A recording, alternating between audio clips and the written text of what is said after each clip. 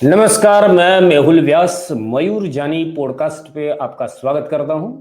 आपको पता ही है कि मयूर जानी ऑफिशियल जो हमारा यूट्यूब चैनल है, उसका ये दूसरा चैनल है। और जनरली मैं इस चैनल पे जो मयूर जानी ऑफिशियल में जो बड़े कार्यक्रम होते हैं, उसकी क्लिप आपको दिखाता हूं। पर कभी-कभी हम ये भी प्रयास करेंगे कि ये मयूर जानी पॉडकास्ट चैनल के लिए अलग से भी कार्यक्रम किए जाए।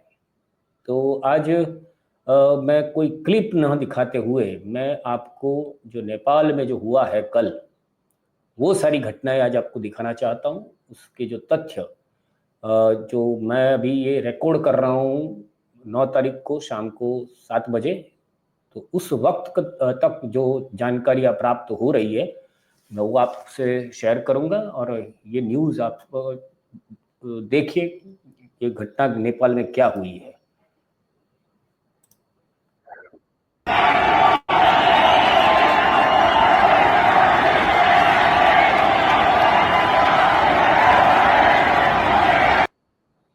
ये जो है नेपाल में सोमवार के दिन की ये बहुत बड़ी घटना है, क्योंकि इसमें हुआ ऐसा था कि सरकार ने जो है वो जो सोशल मीडिया जो प्लेटफॉर्म्स है, यूट्यूब है, इंस्टा, फेसबुक, व्हाट्सएप इत्यादि पर 4 तारीख से 4 सितंबर से वो उस पर प्रतिबंध बैन लगा दिया था।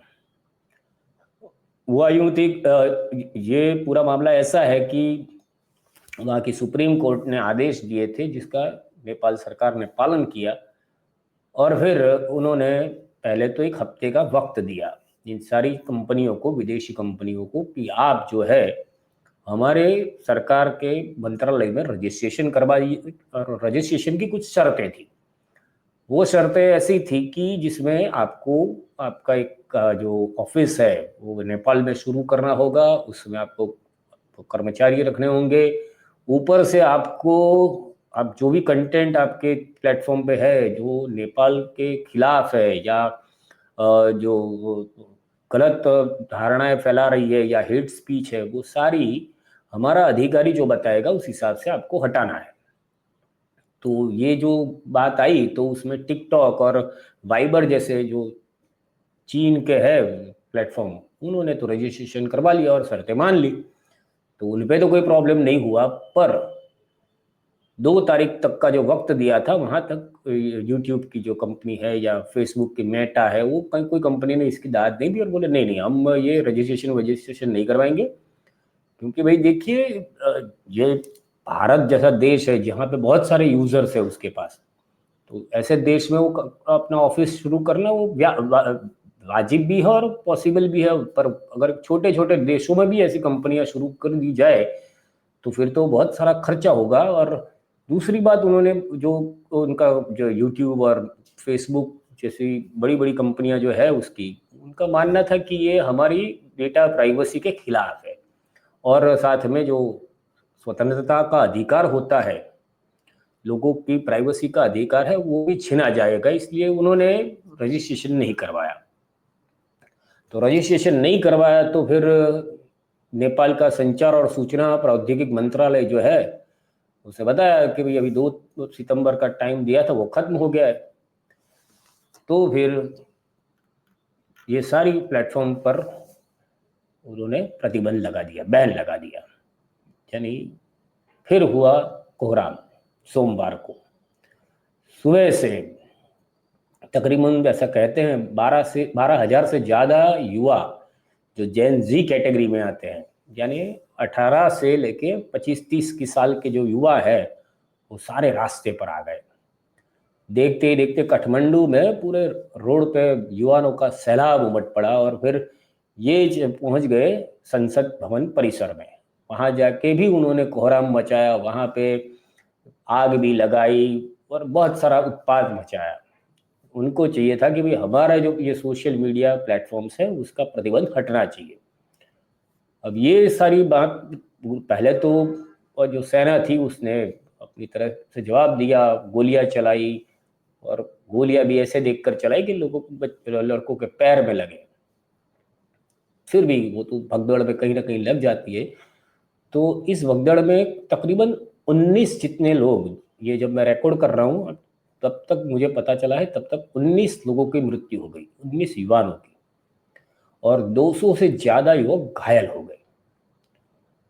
पर फिर सरकार को लगा, तो दोपहर तक ये सारा हंगामा चलता रहा, कहीं आगजनी, कहीं ट्रैफिक जाम, कहीं तोड़ फोड़। उसके बाद जाके सरकार को लगा कि नहीं, ये अभी नहीं रोक पाएंगे इनको, तो उन्होंने जो है वो जो प्रतिबंध लगाया था यूट्यूब और वो सब पे, उन्होंने प्रतिबंध अपना उठा लिया। तो ये पूरा बहुत गंभीर सा मामला इधर हुआ है नेपाल में। अच्छा है कि हमारे देश की सरकार ऐसा कोई स्टेप नहीं ले रही है, क्योंकि हमारी सरकार भी ये कर सकती है।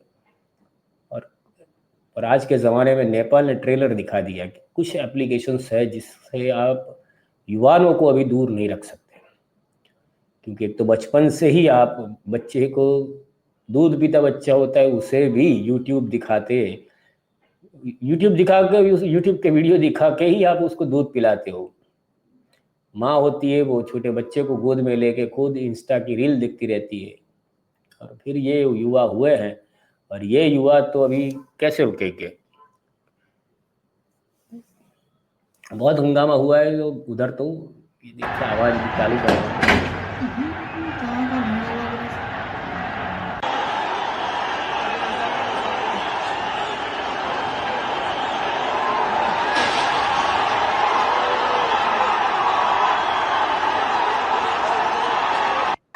क्राउडलाई नै कन्ट्रोल गरिरहेको छ क्या अहिले। यहाँ हेर्नुहोस् है, आए आए यताबाट आए, सी सी सी आए एग्रेसिभ जानै पर्छ आजको क्राउड, मलाई त त्यस्तो लाग्छ कि 10 जना सक्ने आजको क्राउड त एग्रेसिभमा जानै पर्छ।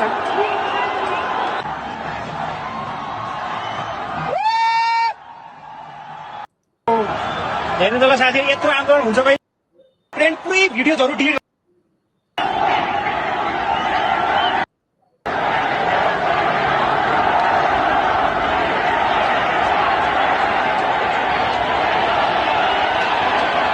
तो बस यही बात थी आज। तो अगर आपको ये वीडियो पर आप कुछ अपनी प्रतिक्रिया देना चाहते हैं तो आप कमेंट कीजिए। आपको अगर ये वीडियो पसंद आया हो तो लाइक भी कीजिए।